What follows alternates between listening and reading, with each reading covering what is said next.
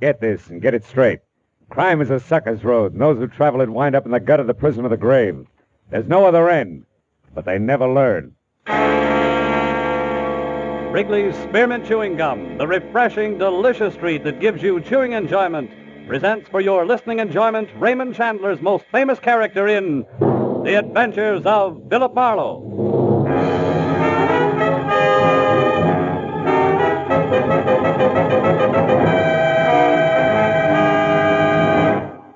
To make every day more enjoyable, treat yourself often to refreshing, delicious Wrigley's Spearmint Chewing Gum.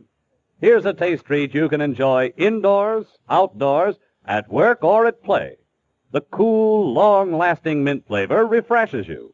The smooth, steady chewing helps keep you fresh and alert, adds enjoyment to whatever you're doing. Wrigley's Spearmint Chewing Gum. Healthful, refreshing, delicious.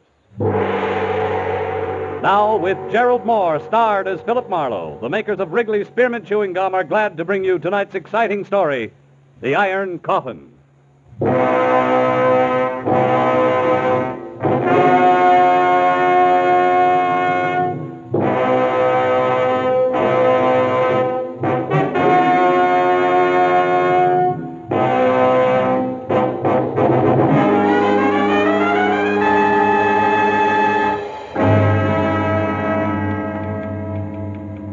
Dear Sir, I wouldn't touch your proposition with someone else's 10-foot pole. Period.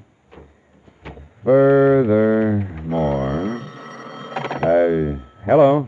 Would you connect me with Mr. Marlowe, please? Philip Marlowe, the private investigator. This is Philip Marlowe. Oh, I'm so glad I caught you. Mr. Marlowe, you've been very highly recommended to me by a very dear friend, and I want to employ your services for a case. All right, who are you? I'm Catherine Newbold. Uh-huh. It's about my daughter, Irene, or more exactly, about her fiancé. I want you to find him for me.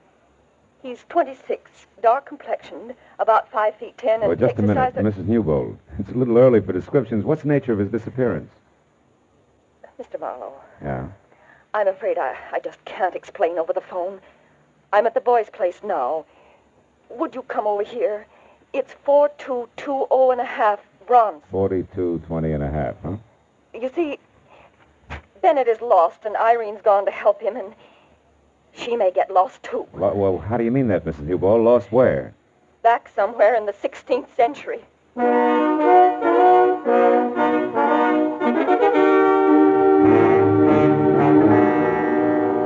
After she hung up, I spent a few minutes trying to decide if I should take along my .38 or a butterfly net. But in spite of what I thought she'd said about the 16th century, I was convinced that Mrs. Newbold was a genuinely worried woman. I'd sold myself on that by the time I hit Bronson Avenue. When I finally found number 4220.5, I began to unsell myself fast. Said 4220.5 was a sagging second floor of a weed-ridden tile and stucco heap on the alley, in back of a dead delicatessen. The windows were heavily shuttered behind rusty iron grills, and the heavy door was set at the top of a narrow flight of unreliable wooden stairs. Mr. Marlowe, I'm Mrs. Newbold. Hello. The looks of this place on the outside, Holy smoke. It's rather bizarre, isn't it? Yeah, to say the very least. These are Bennett Virago's rooms. He's a student. Of what, alchemy? His place is a museum. Everything in here must date back to the... Yes, to the 16th century. That's what you said, yeah. That's what I meant. Mr. Marlowe, 2 years ago when my daughter met Bennett, he was a nice, normal boy with a great enthusiasm for history. Uh-huh. He's brilliant. I liked him, and Irene, of course, fell madly in love with him. But then... Then what, Mrs. Newbold? Then it began to change. He was working awfully hard toward his doctor's degree when suddenly he seemed to hit a snag. How do you mean? Well, he became obsessed with a particular period in history. Spanish history. Well, that's not so unusual. That's how guys become specialists. Oh, but it's more than that. His interest was much more than scholarly. It became a morbid fascination. Oh? Look at these relics, Mr. Marlowe. Yeah. At first, Bennett only studied them. But in the last year, he began to live with these things exclusively. More and more until he left a month ago. And now, well, I just don't know. You know, my guess is the boy needs a psychiatrist, not a private detective. Where's he now? Well, I'm not sure, but this morning a note came from Irene. It was mailed in Santa Barbara 2 days ago, the day she left. She might be with him. Yeah, but you said you had an idea where they might be. I do. See this book? Yeah. It's a castle. Constructed in the year 1540 by Peter the Cruel of Lerma near the present city of Valdemoro. Seized in 1562 after a violent struggle by the Count of Castile. Dominique Virago. Yes. And look here. I found this old newspaper clipping in that book there. Uh-huh. It's about that very castle. It says it was torn down in 1887 by an eccentric millionaire bachelor and rebuilt stone for stone on an isolated part of the California coast known as Point Estero. Uh-huh. The man who spent his entire fortune on this single project was Philip Virago. For Pete's sake. And that's where they are. They must be. Well, considering what we started with, that makes sense. I looked it up, Mr. Marlowe. Point Estero is just above Morro Bay, about 200 miles north of here. Will you go up there and find out what's wrong? I'm awfully worried.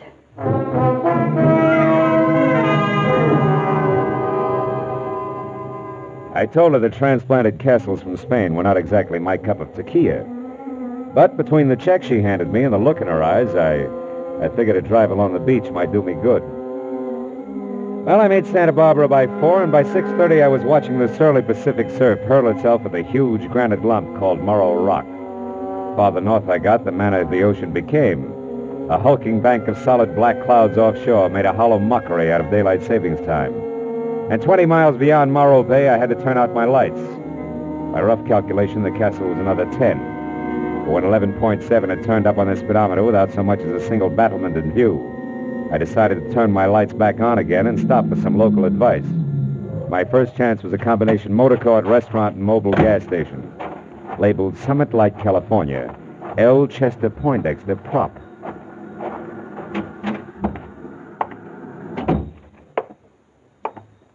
Howdy, friend. Bad night to be out on the road, huh? What'll you have? Yeah, a cup of coffee. Okay. Driving on up north? No, as a matter of fact, I'm looking for that old Spanish castle that's along this coast somewhere.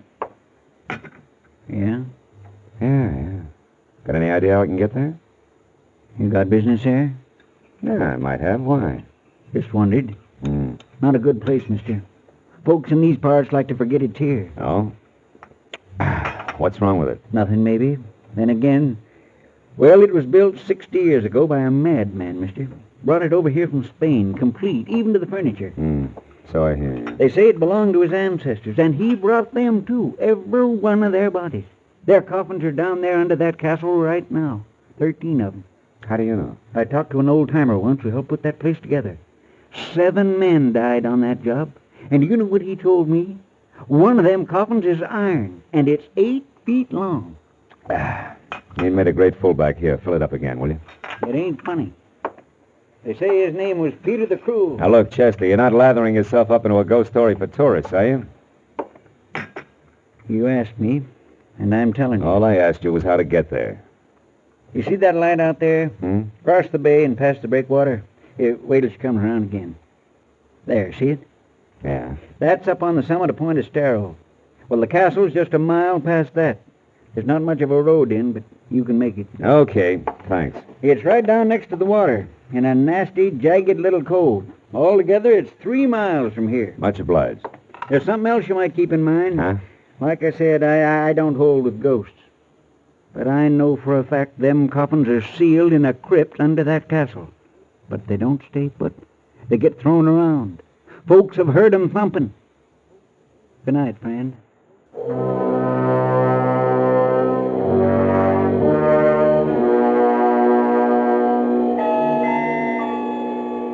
The highway dropped down close to the quiet bay, which was sheltered by the breakwater. And 100 yards out, a white sailboat, its mast pointing straight up at the stars. It made a strange contrast to the pounding surf a mile beyond, where I found the turnoff to the castle. It beat a year's depreciation out of my car in 10 minutes. But finally, at the top of a small rise, I saw it. the Spanish castle. It was a grim, gray mess of crooked walls and twisted towers that crouched on the shore like something that had crawled up from the bottom of the sea. When I pulled to a stop in front of the main gate, I saw there were lights in one of the lower rooms. I started in, and then I saw something else. A girl running down the path toward me. You there, wait! Please, wait! Oh, you've got to help me. Somebody's going to be killed. Killed? In there, in the castle? Yes. Oh, hurry, please. All right, come on. Thank heaven I saw your headlights. I'm glad I found you, Miss Newbold. How did you know? I guessed right. What do you mean? Well, your mother was pretty sure I'd find you here. I'm a private detective, Philip Marlowe. Oh, What's this about somebody being killed? it's Bennett. He's almost out of his mind, Mr. Marlowe. He's gone down to the crypt under the castle. I tried to stop him, but I couldn't. He's killed down there, just like the others. Like what others, Irene? All the other Viragos, all his ancestors. Peter the Cruel will kill him. Oh, now, just a minute. Come on. I must sound crazy, too. Maybe I am. But this horrible Oh, place. baby, take it easy. This is the age of rocket planes and bebop, remember? Not in here. Here it's the 16th century. Oh, settle down. Tell me what's really going on. I am. Day before yesterday, I was just as skeptical as you are. That's why I came here. But now, Mr. Marlowe, Bennett Virago is fighting a battle that's been going on for 400 years. A battle with a monster called Peter the Cruel. The one in the oversized iron coffin downstairs? Yes. Come on, baby, show me.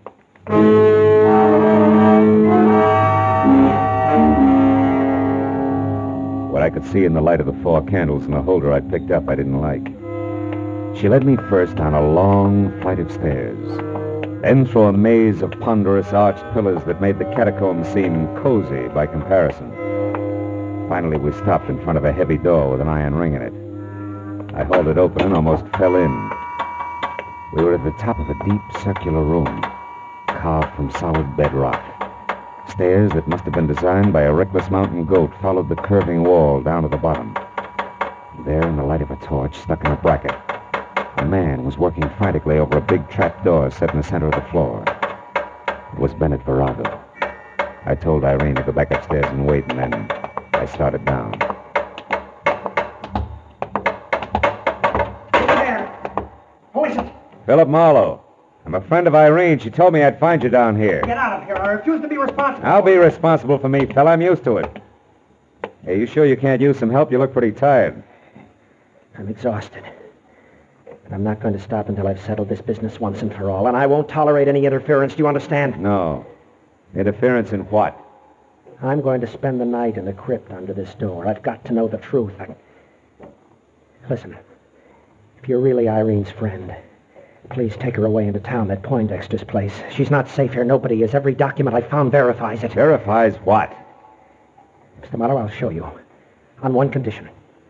Give me your word that once I'm in there and this door is closed, you'll leave here and take Irene with you. Well? Okay, Virago, it's a deal. Show me. All right. Take that crowbar and help me get this open. Okay. Tonight I broke the seals that were put on this door 30 years ago. At that time, the coffins were in 3 straight rows. And now? I know what I'm going to find. It's happened before. Hey, Buster, this thing is heavy. You'll never open it from the inside by yourself. Servant Ramiro has his orders. Get it up in the morning. Quick. Prop it with your bar. I got it. Well, Virago. Stay back. Don't move until I get the torch down there. Now. Look. I saw walls slimy with pale moss. A rotten stone floor scarred with deep fissures. And the coffins that had been in 3 neat rows were scattered in crazy confusion. But that wasn't enough. In the middle of it all was the iron one, 8 feet long, standing right straight up on end. Now maybe you'll believe me. Virago, listen, wait a minute. Maybe you better think this over. You gave me your word. Yeah, but no kid threw those coffins around like that. Now you're beginning to understand. Get out, Marlowe. Get out fast. Heaven only knows what might happen here tonight.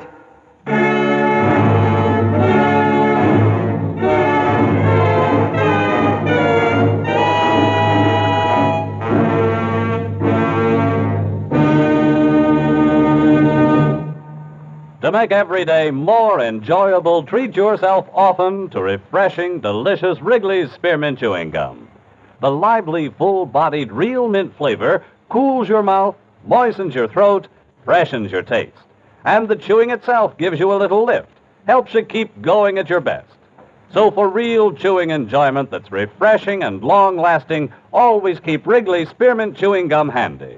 Healthful, delicious Wrigley's Spearmint Gum will make every day more enjoyable. Now with our star, Gerald Moore, the second act of Philip Marlowe and tonight's exciting story, The Iron Coffin.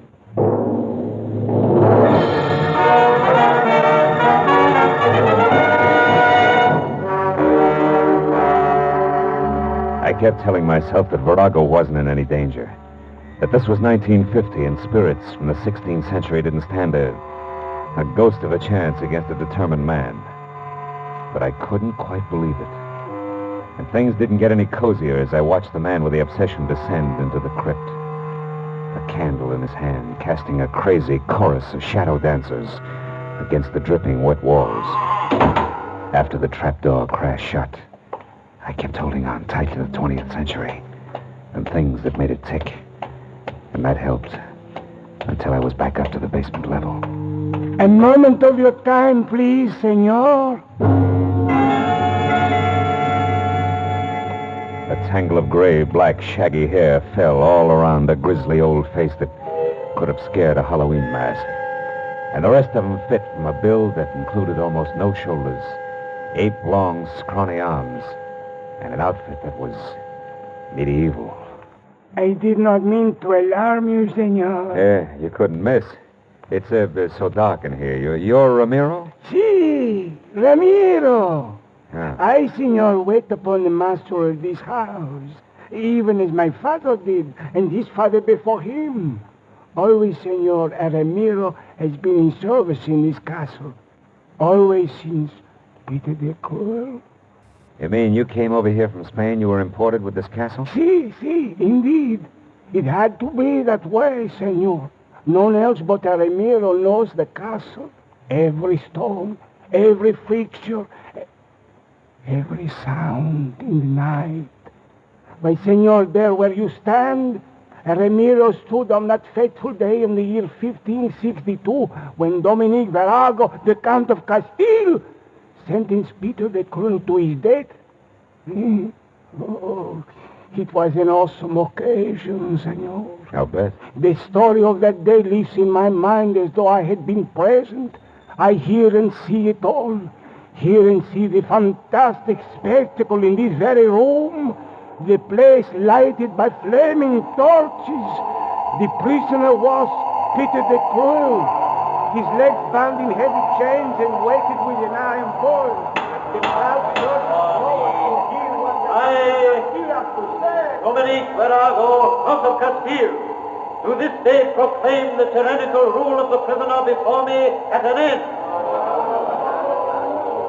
And I do further proclaim that the prisoner, Peter the Cruel, be hanged, wearing the shackles and weights of a common thief. And when his body is dead, I order it cut down and sealed in an iron coffin, the chains not removed. Only by right of the royal blood of our father do I allow his remains to be placed in the family crypt below this room. Now, Peter the Cruel, you have heard this sentence. How do you speak?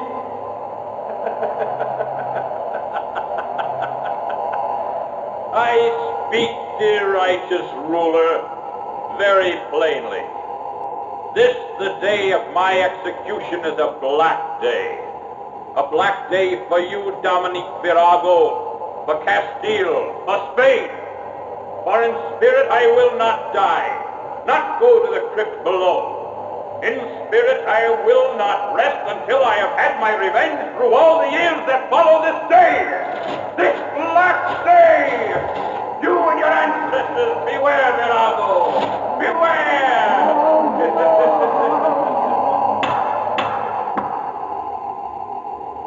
Silence! The Count of Castile will reply.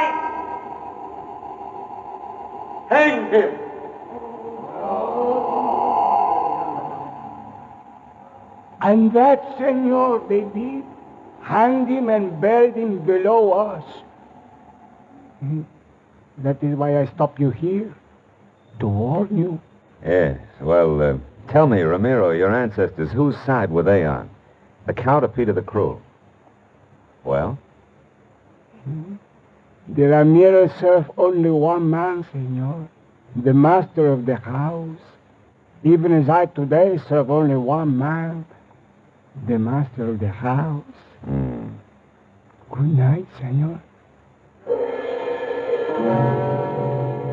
He glared at me for a long moment with sickly yellow eyes. Then he stepped back and was gone. Well, a few minutes later, I found Irene Newbold and told her what had happened at the crypt and of Virago's wish that she spend the night at Poindexter's place. When I saw her make one valiant try to keep from going to pieces, I picked up her coat and bag, held her firmly by the arm, and walked her fast outside into my car. It kept her thinking for a while.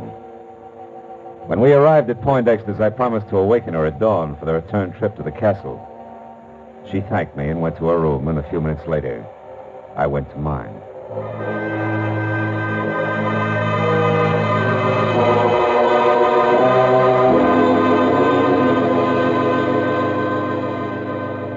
After 3 hours of cigarette-filled sleeplessness had gone by, I slipped outside and watched the summit light that winked at me every third second.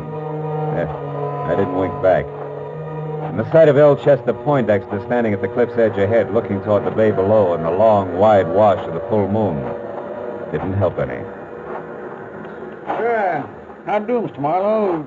Trouble sleeping? Yeah, your local ghost made good. He keeps propping my eyelids open. And you don't feel up to much smart joking either, huh, Mr. Marlowe? Poindexter, I'm worried about Virago. And you should be.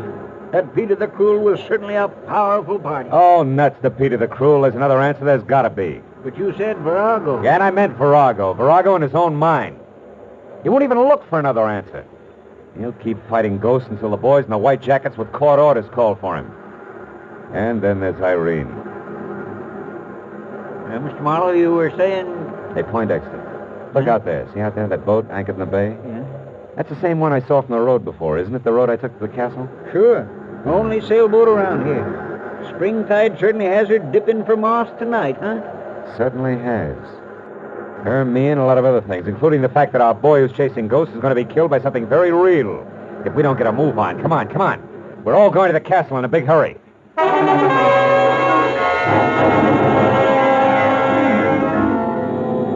Marlowe, are you sure you're right? I can't believe the answer's that simple. Doesn't matter, Irene. Simple or not, it can still kill. Come on, Poindexter. We're going to run for it. Every second counts now. You catch up to us, Irene. We're going ahead.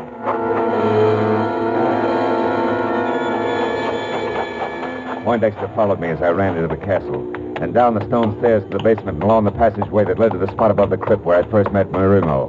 But we both slammed to a stop at the sight of something I couldn't expect to find this side of the Dark Ages. It was Ramiro again. Only this time minus his apron and long winter underwear, and plus a head-to-toe black coat of mail with a shiny steel helmet spike on top, tucked underneath his arm. And in one hand a lantern that swung to and fro with his cackling. In the other a long sword, vintage Lady of the Lake. Senor, they're fighting down there in the crypt. Virago, the last of the Viragos, and Peter the Cruel. Peter who is to have his revenge. Get out of the way, Ramiro. Come on, Poindexter. We got to get this door open. No, stop! Get lost, halfway! Are we in time? Is Bennett all right? I don't know yet. Watch that jerk in the fancy dress. If he gets up, yell. Come on, Poindexter. We got to get this door open. Yeah, come on. Let's have it. It's coming. Look, the crypt is filled with water just like you said. Help me. Oh, Bennett. Bennett, thank heaven you're all right. Virago, here. Take my hand. Reach for it. There we are. Couldn't have lasted another minute. The water came through the cracks in the floor. And the coffins. They floated. That's right. They're bumping against the sides of the crypt as the thumping sound you people have heard. Yes. And when the water subsides again, the coffins will be scattered all over. Oh, Bennett, darling, you see, it's no angry spirit. Yes, but why the water, Mr. Marlowe, and why does Peter the Cruel's coffin always stand on end upright? Where does the water come from? The sea.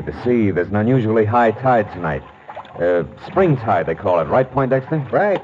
Happens when the sun and the moon are in either direct conjunction or opposition. You see, the castle's so close to the ocean and the crypt so deep that the water seeps in as the tide rises. Oh, I see. And as for Peter the Cruel, he settles up right because the old boy was buried in his coffin with his bondage chain still wrapped around his feet, according to legend. Ask Ramiro there. I'll be glad to tell you all about it. Senor, it is more than legend. It is truth. Truth, sir, that no Oh, can shut up, Ramiro. Had enough of you and your stories. Mr. Marlowe, how did you know? I mean... What got you here in time? How did you think of a spring tide, Mr. Marlowe? Well, it was a sailboat anchored in the bay, Irene. You know, when I first saw it, its mast pointed straight up at the stars. When I saw it again, hours later, it was dipped forward sharply because the anchor chain had been pulled tight by the rising tide. Well, that gave me the hunch I needed. The hunch we needed, Mr. Marlowe. Thanks a lot. I'm glad to be out of the 16th century, and you know something? What? I think I'll stay out.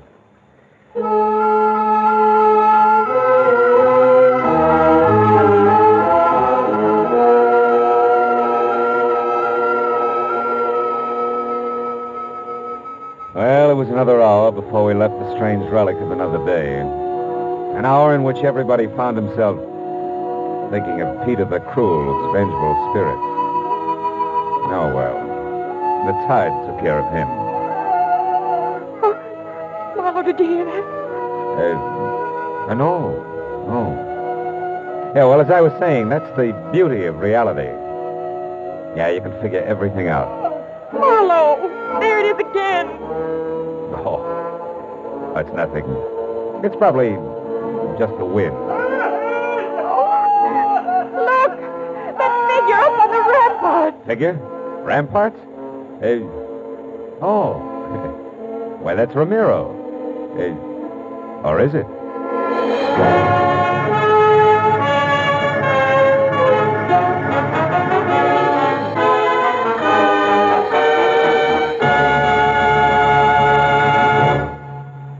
Remember, friends, to make every day more enjoyable, treat yourself often to refreshing, delicious Wrigley's Spearmint Chewing Gum. There's lots of cooling, real mint flavor in every stick. And chewing Wrigley's Spearmint helps keep you feeling fresh and alert. You feel better, work better, get more fun out of doing things. So indoors, outdoors, wherever you go, keep some healthful, refreshing Wrigley's Spearmint Chewing Gum handy. To make every day more enjoyable, treat yourself often to delicious Wrigley's Spearmint Chewing Gum.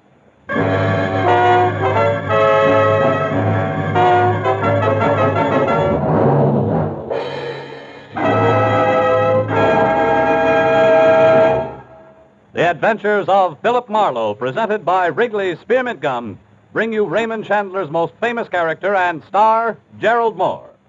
Philip Marlowe is produced and directed by Norman MacDonald and written for radio by Robert Mitchell and Gene Levitt. Featured in the cast were Irene Tedrow, Lillian Byeth, David Ellis, Jay Novello, Parley Bear, Barney Phillips, and Edgar Barrier. The special music is composed and conducted by Richard Arant. The makers of Wrigley's Spearmint Chewing Gum hope you've enjoyed tonight's adventure of Philip Marlowe and that you're enjoying Wrigley's Spearmint Gum every day.